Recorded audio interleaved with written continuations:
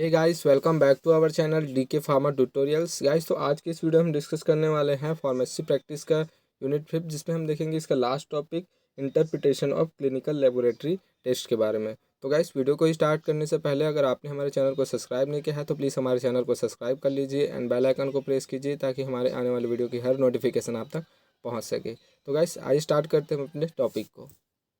तो गाइस, यहाँ पे हम सबसे पहले डिस्कस करने वाले हैं ब्लड केमिस्ट्री टेस्ट के बारे में।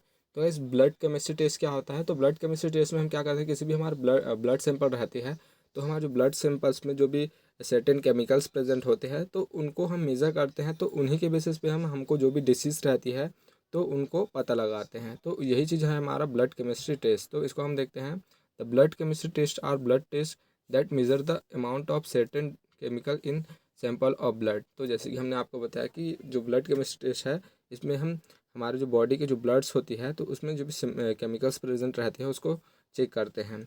ब्लड केमिस्ट्री टेस्ट में भी आल्सो कैल्ड केमिस्ट्री पैनल, तो इसको हम केमिस्ट्री पैनल भी बोलते हैं। There are many types of blood chemistry test, तो यहाँ बहुत सारे टाइप्स के ब्लड केमिस्ट्री टेस्ट जो है वो होते हैं।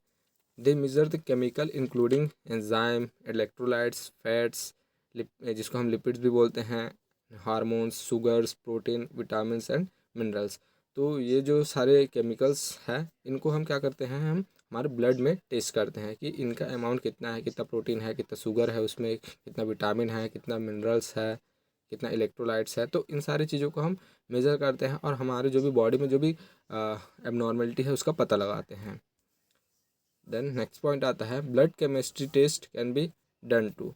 तो हम ब्लड केमिस्ट्री टेस्ट को क्यों करते हैं ये चीज़ यहाँ पे बताया जा रहा है। To learn information about your general health. तो आपको यहाँ पे अगर आप ब्लड केमिस्ट्री टेस्ट कराते हो, ठीक है, तो आपको आपके जनरल हेल्थ के बारे में इंफॉर्मेशन मिलता है कि आप जो है आपकी शुगर लेवल कैसा है, ठीक है, आपकी बॉडी में इलेक्ट्रोलाइट, एंजाइम्स हो गया, ठीक है, प्रोटीन्स, मिनरल्स। तो ये सारी चीज़ें आपको पता चल जाती है जब आप ब्लड केमिस्ट्री टेस्ट कराते हो। तो एंड सेकेंड है, check how certain organ are working such as kidney, liver and thyroids.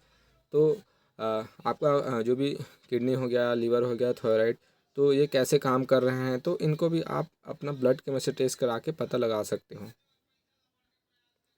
Check the body electrolyte balance. तो बॉडी में जो भी हमारा इलेक्ट्रोलाइट रहता है जैसे सोडियम, कैल्शियम, पोटेशियम, तो इन सारे इलेक्ट्रोलाइट के जो बैलेंस है उसको चेक करते हैं हम। तो इसको भी हम ब्लड केमिस्ट्री टेस्ट से पता लगा सकते हैं। Help to diagnose disease and conditions. तो जैसे कि हमने आपको बताया कि इससे हम किसी भी डिसीज़ को पता लगा सकते हैं और उसके जो भी कंडीशंस रहेंगे उसको भी हम पता लगा सकते हैं। And check how the treatment is affecting certain organs. तो जैसे कि आपने किसी भी डिसीज़ को ट्रीटमेंट करने के लिए कोई भी मेडिसिन जो है वो यूज़ किया है, जैसे कि आपने हाइपरटेंशन को ट्रीटमेंट करने के लिए कोई भी मेडिसिन जो है वो यूज़ की है, तो उस ड्रग को लेने के बाद आपका जो भी ऑर्गन है उस पर क्या इफेक्ट हुआ, तो इसको भी हम जो है ब्लड केमिस्ट्री टेस्ट से आसानी से पता लगा सकते हैं। Monitor cancer and other conditions. तो कैंसर जो है बहुत ज़्यादा सीवियर कंडीशन होता है गाइस, तो इसको भी हम मॉनिटर कर सकते हैं और उसकी जो भी अदर कंडीशंस रहती है उसको भी हम ब्लड केमिस्ट्री टेस्ट से आसानी से पता लगा सकते हैं। गाइस, ये है इसके मतलब बेनिफिट। ब्लड केमिस्ट्री टेस्ट कराने से हमको क्या बेनिफिट होता है ये चीज़ हम यहाँ पे देखें। तो अब हम देखते हैं reference range for basic metabolic panels. तो यहाँ पे अलग अलग रेंज दिए गए हैं बहुत सारे इलेक्ट्रोलाइट्स के, जिसके कम होने से या ज़्यादा होने से क्या दिक्कत होती है वो यहाँ पे हम बताएंगे आपको। तो सबसे पहले देखते हैं हम ग्लूकोज लेवल, ठीक है। तो ग्लूकोज का जो नॉर्मल रेंज होता है अबाउट 80 to 60 ईयर के जो पर्सनस होते हैं उसमें से 70 to 99 mg पर डेसीलीटर जो है वो इसका नॉर्मल रेंज होता है। लेकिन अगर हम बात करें जो है 60 इससे कम या ज़्यादा ईयर के वाले लोगों में, ठीक है, तो ये जो है 70 to 99 mg पर डेसीलीटर जो है ये होता है। और ये कौन सी कैटेगरी का है, ये शुगर मेटाबॉलिज्म का ही एक पार्ट होता है। तो वैसे अगर इससे अगर 70 से 99 से अगर ज़्यादा होता है तो उस केस में हमको हाइपर ग्लाइसेमिया हो जाएगा, ठीक है, एंड इससे कम हुआ तो हमको हो जाएगा हाइपोग्लाइसेमिया। देन सेकंड है कैल्शियम।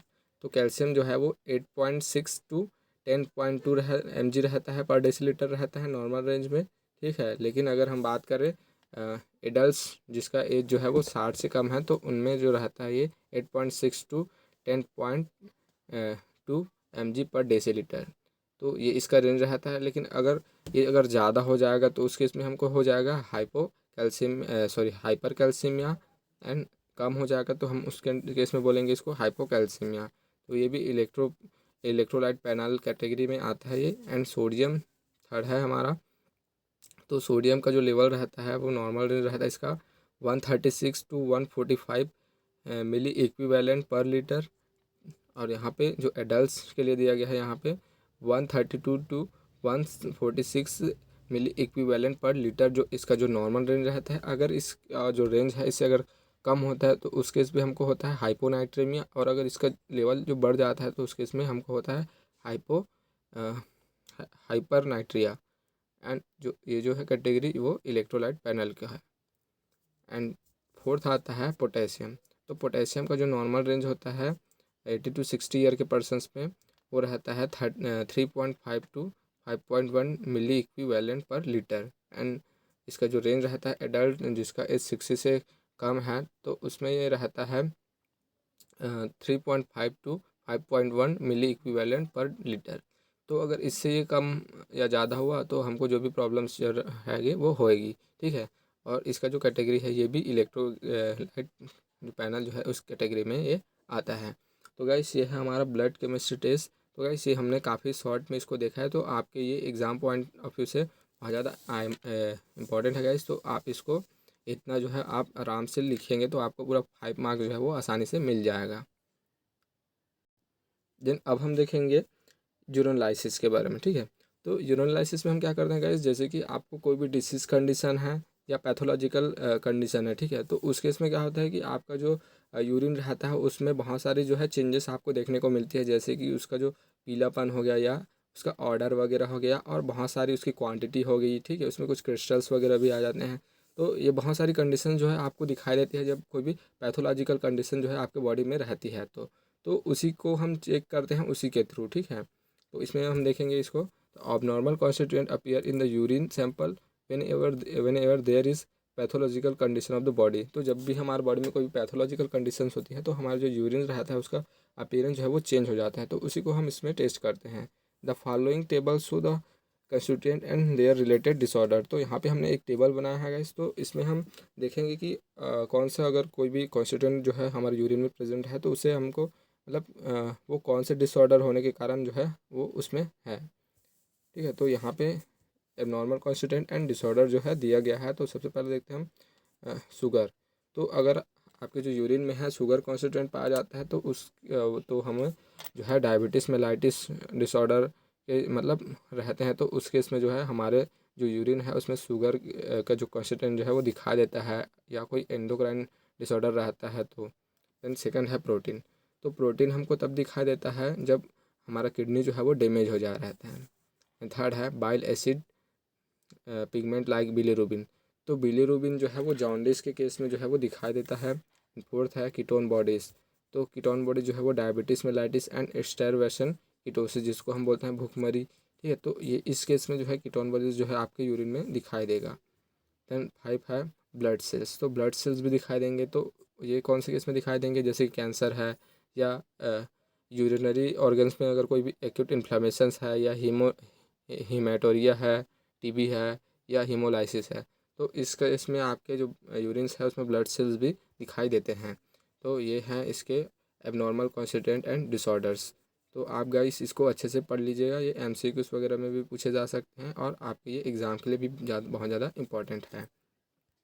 तो गाइस हम इस चीज़ को कैसे पता लगाते हैं, तो इसके लिए हम क्या करते हैं उसको हम फिज़िकल अपीयरेंस से भी हम इसको पता लगा सकते हैं, जैसे कि उसका कलर कैसा है, उसका ऑर्डर कैसा है, उसकी ग्रेविटी क्या है, उसकी पीएच क्या है। तो उसके हिसाब से हम इसको पता लगा सकते हैं, या उसके हम केमिकल टेस्ट वगैरह भी कर सकते हैं, या माइक्रोस्कोपिक लिए भी हम किसी भी चीज़ को उसमें देख सकते हैं, ठीक है। तो हम इसी तरह से हम इसको एग्जामाइन कर सकते हैं। तो जैसे कि हमने आपको बताया कि जो भी हम फिज़िकल टेस्टिंग करते हैं उसमें हम उसकी वॉल्यूम देखते हैं, अपीयरेंस देखते हैं, पीएच देखते हैं, स्पेसिफिक ग्रेविटीज़ हो गया, है ना। और जो भी किया जाता है तो हम इस चीज़ को करते हैं कि जो हमारा डिसीज़ कंडीशन क्या है उसको चेक करने के लिए, ठीक है।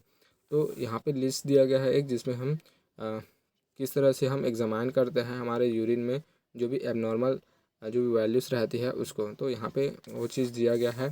तो सबसे पहले टेस्ट है हमारा कॉलम, ठीक है। एंड सेकंड है normal values and disorder related disorder, ठीक है। तो यहाँ पे फर्स्ट दिया गया है वॉल्यूम। तो जो हमारा नॉर्मल वॉल्यूम रहता है और यूरिन का वो 700 to 2500 ml जो है वो एक नॉर्मल रेंज में रहता है। लेकिन अगर इसका रेंज जो है वो बढ़ जाता है तो उस केस में क्या होता है, polyuria, diabetes mellitus and diabetes insipidus. तो अगर ये जो है इसका नॉर्मल वॉल्यूम जो है अगर ज़्यादा हो जाएगा तो ये सारी चीज़ें जो है वो होगी। लेकिन अगर हमारा यूरिन का वॉल्यूम अगर डिक्रीज़ हो जाता है तो उस केस में जो है डायरिया होता है। देन सेकंड है अपीयरेंस। तो इसका जो अपीयरेंस है वो क्लियर फॉर्म रहता है, ठीक है, और थोड़ा ये पेल येलो रहता है और डीप गोल्ड कलर में ये दिखाई देता है, ठीक है।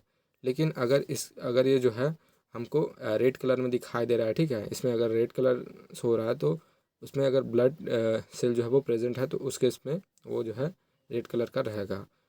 It become cloudy due to the presence of pus and phosphate.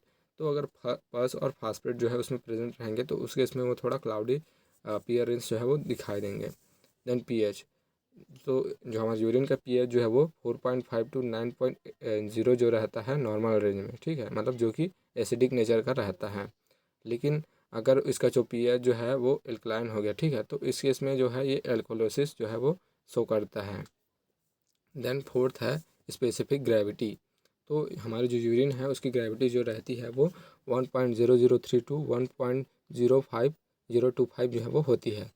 लेकिन अगर इसकी ग्रेविटी बढ़ जाएगी तो उस केस में डायबिटीज़ मेलाइटिस, एंड अगर ग्रेविटी कम हो जाती है तो उस केस में डायबिटीज़ इंसिपिडिस जो है वो होती है। तो गाइस ये थे normal volume and related disease and test, ठीक है। तो गाइस ये जो है आपको बहुत ज़्यादा अच्छे तरीके से समझ में आ गया होगा। तो गाइस प्लीज़ इस वीडियो को लाइक कीजिए, शेयर कीजिए अपने फ्रेंड्स के साथ, एंड इसी तरह के वीडियोस को देखने के लिए बने रहिए हमारे साथ। Thank you.